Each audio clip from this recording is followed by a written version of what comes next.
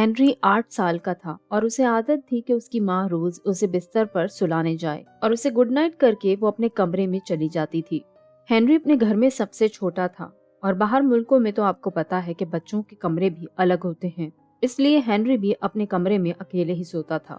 ایک رات وہ جلدی سو گیا۔ اس کی ماں نے اپنی کسی مصروفیت کی وجہ سے اسے گڈ نائٹ نہیں کیا تھا، لیکن بیچ رات میں اس کی آنکھ کھلی تو اس نے اپنے بستر کے پیروں کی سائڈ پہ اپنی ماں کو کھڑے دیکھا، جو ہنری کو مسکرا کر ہاتھ ہلا کر گڈ نائٹ کر رہی تھی۔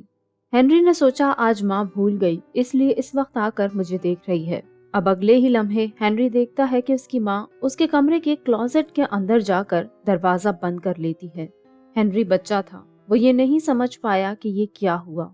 صبح اٹھا تو اپنی ماں سے کہتا ہے کہ آپ مجھے گڈ نائٹ کرنے آئی تھیں، لیکن کیوں اس کے بعد آپ میرے کلوزٹ کے اندر چلی گئی تھیں؟